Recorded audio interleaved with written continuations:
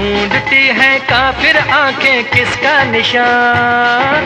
महफिल महफिल ऐश सजाऊंगा लुट कर भी तेरे बदन की डाली को। है इन मत वाली आंखों का इस मस्ती में सूझे न क्या कर डालूं। हाँ, मोहम्मद रफ़ी ने ये गाने उस संगीतकार के लिए गाए जिन्होंने मोहम्मद रफ़ी की आवाज़ के साथ ही संगीतकार के तौर पर अपने करियर की शुरुआत की और मोहम्मद रफ़ी की आवाज़ के साथ ही कामयाबी पाई। आजा आजा आजा आजा। मोहम्मद रफ़ी ने उस संगीतकार के लिए एक से बढ़कर एक गाने गाए। दीवाना मुझसा नहीं इस अंबर के नीचे। मोहम्मद रफ़ी के गाए सुपरहिट गानों की बदौलत उस संगीतकार का करियर उड़ान भरने लगा। गाना के चला जाऊंगा फिर मैं न जाने कहां। लेकिन कामयाबी पाते ही वो संगीतकार रफ़ी साहब की अनदेखी करने लगे और एक दूसरे गायक को तरजीह देने लगे। कामयाबी के दौर में ही उस संगीतकार ने गाना बनाया जिसे पहले वो रफ़ी साहब से नहीं गवाना चाहते थे बल्कि दूसरे गायक से गवाना चाहते थे।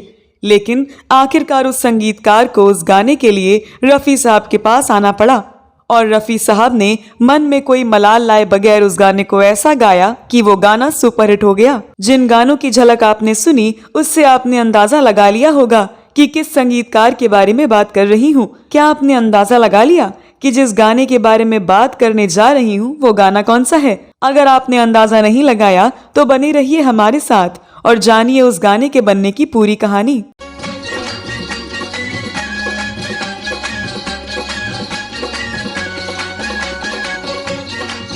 दोस्तों, साल 1980 में संजय खान के निर्देशन में एक फिल्म आई थी अब्दुल्ला। इसका निर्माण संजय खान ने ही किया था और इस फिल्म में संजय खान के अलावा राज कपूर, जीनत अमान, डैनी डेंगजोंगपा आदि ने भूमिकाएं निभाई। इस फिल्म के गानों को लिखा था आनंद बख्शी ने और संगीत आर.डी. बर्मन ने दिया था। एक गुल से तो उजड़ जाते नहीं फूलों। आर.डी. बर्मन ने वर्ष 1961 में बनी फिल्म छोटे नवाब के लिए मोहम्मद रफ़ी के गाए गाने के साथ संगीतकार के बतौर अपने करियर की शुरुआत की थी। हमें सिर्फ एक आसरा है तेरा। आर.डी. बर्मन के संगीत पर पाश्चात्य संगीत का काफी प्रभाव होता था और इस कारण उनकी काफी आलोचना भी होती थी। आर.डी. बर्मन को असली सफलता मिली थी शम्मी कपूर स्टारर फिल्म तीसरी मंजिल से और इस फिल्म के सारे गाने रफ़ी साहब ने गाए थे। महफिल महफिल ऐ शमा फिरती हो कहाँ वो अनजाना आजा जा मैं हूँ प्यार तेरा अल्लाह। इस फिल्म के सारे गाने सुपरहिट रहे और इन्हीं गानों की बदौलत संगीतकार के तौर पर इन्होंने कामयाबी हासिल की और आर.डी. बर्मन ने अपने करियर का जबरदस्त आरंभ किया। लेकिन बाद में आर.डी. बर्मन किशोर कुमार की तरफ मुड़ गए और उनको ही तरजीह देने लगे। फिर भी आर.डी. बर्मन ने फिल्म वारिस, दी ट्रेन, कारवां, यादों की बारात, हम किसी से कम नहीं और अब्दुल्ला में रफ़ी साहब से कई गाने गवाए। सजाऊंगा लुट कर भी तेरे बदन की डाली को लहू। क्या हुआ तेरा वादा वो कसम ओ साथिया ओ बेलिया कितना प्यार दुश्मन जमाना गम नहीं कोई आए कोई। आर.डी. बर्मन ने फिल्म अब्दुल्ला के लिए किशोर कुमार को ध्यान में रखकर एक गाना बनाया था जिसके बोल थे मैंने पूछा चांद से। लेकिन फिल्म अब्दुल्ला के समय किशोर कुमार के बेहद व्यस्त होने के कारण वो आर.डी. बर्मन को समय ना दे सके। ऐसे में आर.डी. बर्मन को रफ़ी साहब से अनुरोध करना पड़ा कि वो उस गाने को गा दें। लेकिन रफ़ी साहब के चाहने वाले मित्रों को इसका पहले ही पता चल गया था कि वो गाना किशोर कुमार से गवाया जाना था, तो रफ़ी साहब के चाहने वाले भड़क उठे। ऐसे में रफ़ी साहब ने अपने करीबियों को समझाया कि गायकी उनका पेशा है, इसीलिए उन्हें नाराज क्यों करूं। इसके बाद रफ़ी साहब ने उस फिल्म का गाना मैंने पूछा चांद से इतनी तन्मयता और जी जान से गाया कि अब्दुल्ला फिल्म में सिर्फ यही एक गाना हिट हुआ। मैंने पूछा बाग से फलक हो या ज़मीं ऐसा फूल है।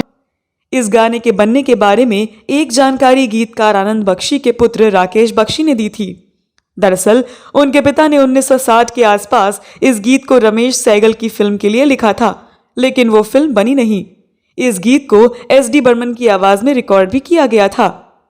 आनंद बख्शी अक्सर पार्टियों एवं बैठकों में उस गीत को गाया करते थे। जब संजय खान ने उस गाने को सुना तब उन्होंने उस गाने का इस्तेमाल अपनी फिल्म अब्दुल्ला में करने का फैसला किया।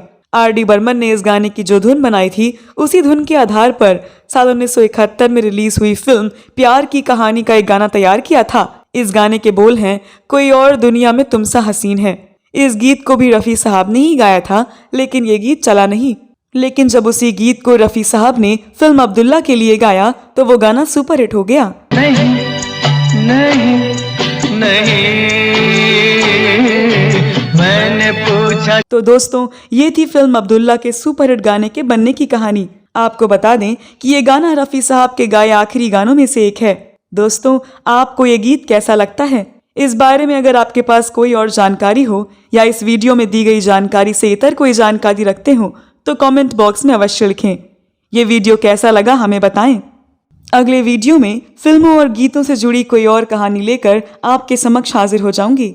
तब तक के लिए नमस्कार।